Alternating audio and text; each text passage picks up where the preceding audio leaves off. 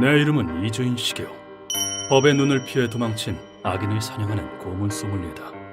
이 세상에는 법으로 벌할 수 없는 악의 무리가 존재한다. 개돼지 같은 삼인들 독가스로 죄다 죽여주지. 안녕, 악당 양반. 이를테면 삐뚤어진 사고방식으로 불특정 다수에게 위해를 가하는 자. 무고한 자의 증오를 발판 삼아 악인을 벌한다. 니놈은 돼지한테 먹혀서 변이나 되라. 그게 어울려. 돼지야, 우적우적 많이 먹으렴. 그게 고문 소믈리에로서의 사명이다. 그 업을 짊어졌기 때문일까, 끝없는 원한을 품은 사람들이 나에게 찾아온다. 자, 허브티입니다. 마음이 조금 편해질 겁니다. 감사합니다. 외양을 보니 의뢰자는 싸움을 싫어하는 온화한 성격으로 보인다. 무슨 일인지 여쭤봐도 되겠습니까? 알겠습니다. 그러나 상처를 보니 무슨 사연이 있는 게 틀림없다. 내놓은 오른쪽 눈엔 검은 화염이 불타오르고 있었다. 제 여동생을 놀이개처럼 가지고는 소설가의 탈을 쓴 쓰레기를 죽여주십시오. 그건 내 몸까지 불태울 듯한 강렬한 증오였다. 의뢰자의 이름은 노노무라라고 한다. 다녀왔어, 사쿠라. 피곤하다. 어서 와. 오늘도 아침까지 수고 많았어. 그에게는 나이차가 조금 나는 사쿠라라는 여동생이 있었다. 그 남매는 사고로 부모님을 일찍 여의었다고 한다.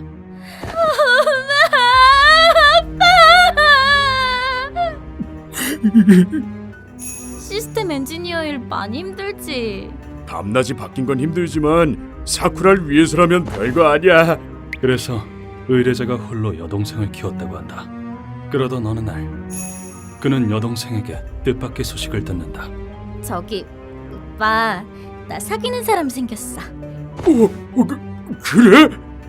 그 소식을 들었을 땐 커다란 충격에 빠졌지만 알고 보니 상대는 30대 후반의 소설가로 여러 상을 휩쓴 우라베 토시카트라는 이름의 유명 작가였다. 나이차가 꽤 나는데 괜찮겠어? 괜찮아. 연상이라 엄청 다정해.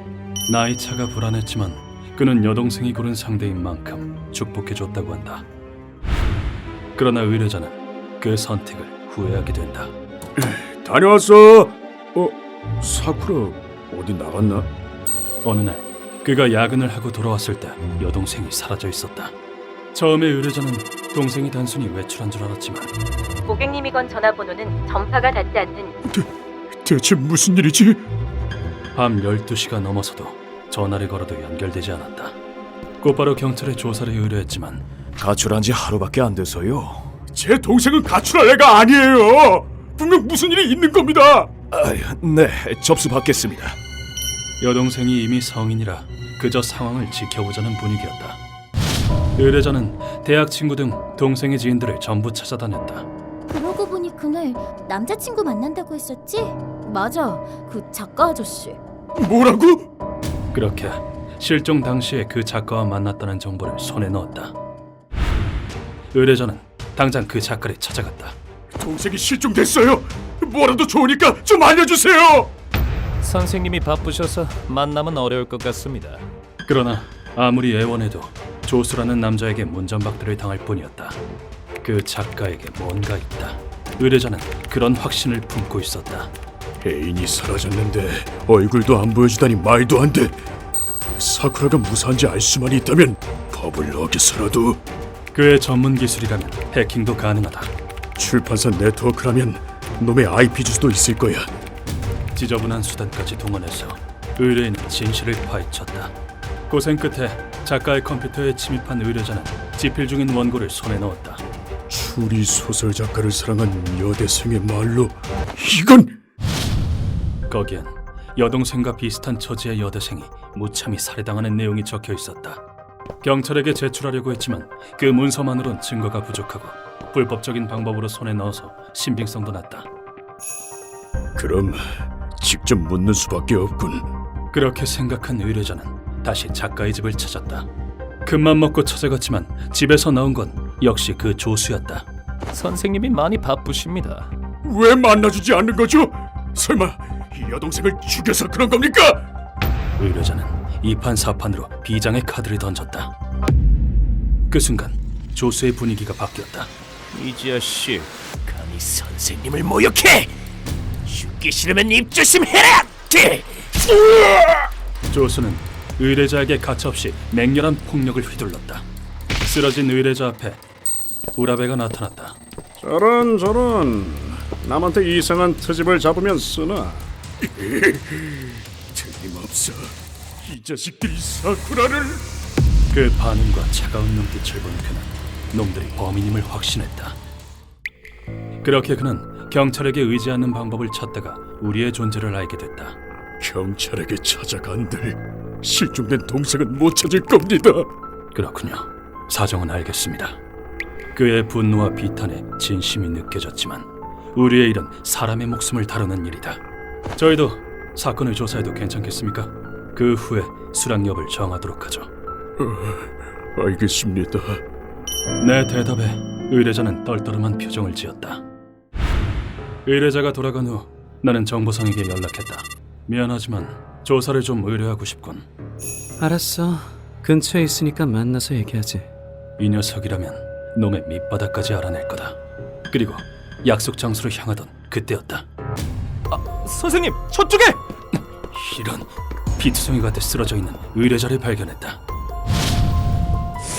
서둘러 구하려 했지만 그의 얼굴에는 이미 죽음이 떠올라 있었다. 다행이다. 마지막에 할 말이... 정신 차리십시오. 곧 구급차가 올 겁니다. 안타깝게도 나는 그를 살릴 수 없다는 사실을 깨달았다. 그는 떨리는 손으로 내 손을 잡으며 이렇게 말했다. 범인은 그놈의 조수예요. 부디 저의 남매의 원한을... 노노무라 씨! 그리고 그 말을 마지막으로 그는 숨이 끊어지고 말았다. 급수에 자상이 여러 군데 있다. 이건 분명 목숨을 노린 짓이다. 틀림없이 프로의 솜씨야. 노노무라 씨는 누군가에게 암살당한 것이다. 나는 그의 시신 앞에서 맹세했다. 노노무라 씨, 당신의 원한을 제가 반드시 풀어드리겠습니다. 이 비탄과 원한을 풀지 못한다면 고문 소믈리의 자격은 없다. 나는 이후 합류한 정보상에게 이번 의뢰를 전달했다. 우라베 도시카츠라. 조사할 것도 없어. 그놈이 범인이야. 자세한 설명을 들려줘. 이번 타깃은 꽤나 악명이 높은 모양이다. 우라베는 과거에 추리소설 6권을 이 세상에 내놨는데 살해 장면 묘사가 상당히 리얼했지. 왜냐하면 실제로 죽이고 쓴 거거든. 뭐라고? 교묘하게 숨기고 있지만 우라베라는 남자는 미치광이다. 안 돼! 실제로 죽여봐야 해! 그래야 리얼한 묘사가 나온다고! 작품의 완성도를 높이기 위해서 무언가를 희생하는 것도 마다하지 않는다고 한다. 그리고 살해 장면을 쓰기 위해 고통, 절망, 모든 걸 보여줘! 죽는 그 순간 넌 가장 빛날 거야! 과거 6권의 작품 모두 무고한 사람을 죽여 제물로 바친 것이다.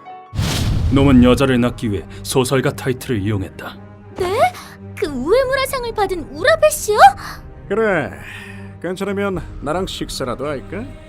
사쿠라 씨도 그 수법에 걸린 것이었다. 사이가 가까워진 후 교묘한 말솜씨로 집에 데리고 가서 피냄새! 찌를 때 감촉 따뜻함! 좋아! 아이디어가 마구 샘솟는다! 그 더러운 본성을 드러내고 살해하는 것이다. 이렇게 놈이 손을 댄 여자는 8명. 그중에 사쿠라 씨도 포함되어 있었다. 아, 그리고 놈은 조수라는 명목으로 암살자를 고용했으니까 조심해. 그렇군. 정보 고맙네. 의뢰자를 죽인 건 그 자식이군. 그렇게 내 의지는 더욱 견고해졌다. 예술은 얼어 죽을 인간의 탈을 쓴 짐승과 그 졸개 자식. 절대 용서 못해요. 그런 놈들은 고통스럽게 죽어야 돼요. 니놈들이 저지른 과오의 업보를 그 몸에 새겨주마. 그 다음날 우리는 우라베의 자택을 습격했다. 실례합니다. 우라베 선생님께 택배가 왔습니다. 그냥 그 앞에 놔두세요! 꼭 직접 전해달라고 당부하셨어요. 연장이라는 작은 술수를 쓰고 말이지. 용건을 전달하니 역시 그 조수가 나타났다. 전달할 게 뭡니까? 이 택배입니다. 내가 놈에게 택배를 건네주려는 바로 그때였다. 놈은 허리춤에서 철복 2자를 꺼내들었다.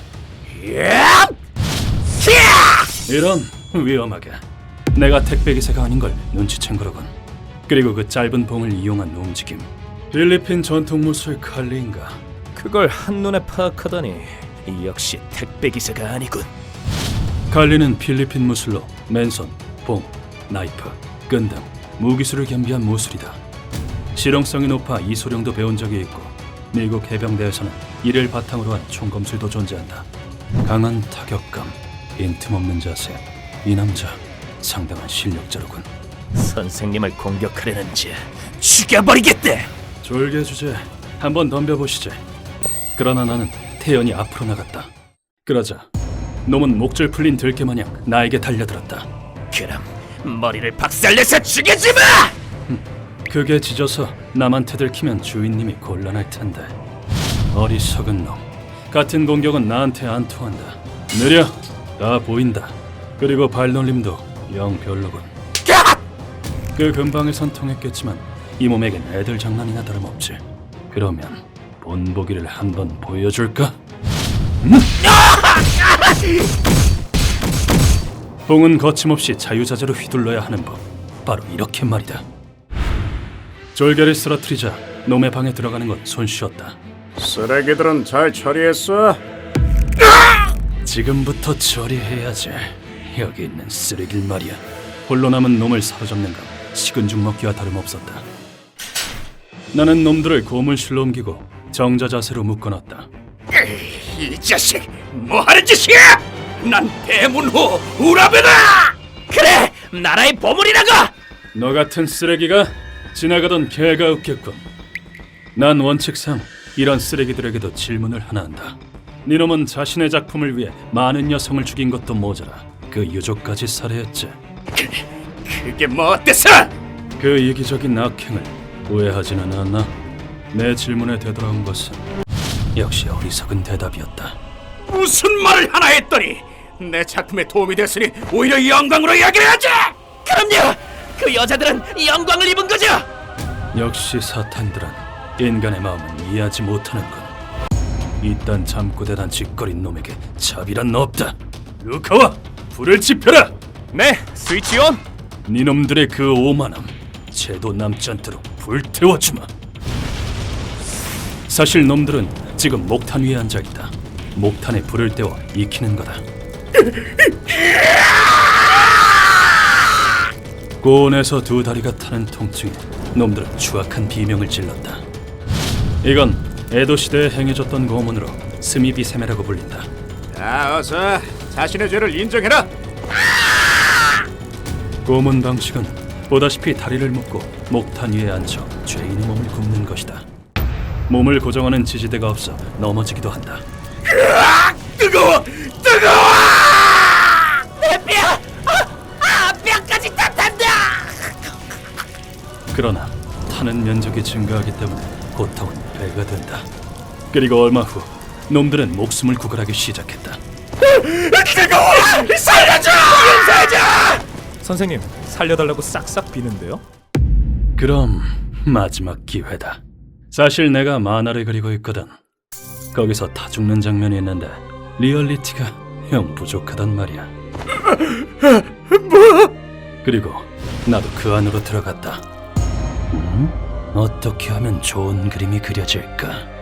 아니, 그게... 선생님, 거기 계시면 불에 타요! 이놈들이 불타 죽으면 그려지겠지! 이 쓰레기 놈들아! 사쿠라 씨의 원통함과 의뢰자의 분노를 놈들에게 철저히 주입시켜주겠어. 그렇게 계속 누르고 있었더니 놈들의 몸에서 힘이 빠졌다. 어이, 벌써 죽으면 안 되지! 더 고통에 몸부림쳐야 하잖아! 선생님, 그만 내려오세요! 다리 화상이 심해요! 그리고 놈들은 무릎을 꿇은 채로 제가 되었다. 이렇게 이번 의뢰는 막을 내렸다. 끝났습니다. 노노무라 씨. 천국에서 동생분과 행복하세요. 이걸로 2 사람의 원한이 조금이라도 풀린다면 나에겐 더할 나위 없는 보상이다. 휴먼버그 대학교에서는 인간이 버그를 일으켜버린 순간의 사건들을 여러분들에게 소개하고 있습니다. 예전 영상들도 꼭 한번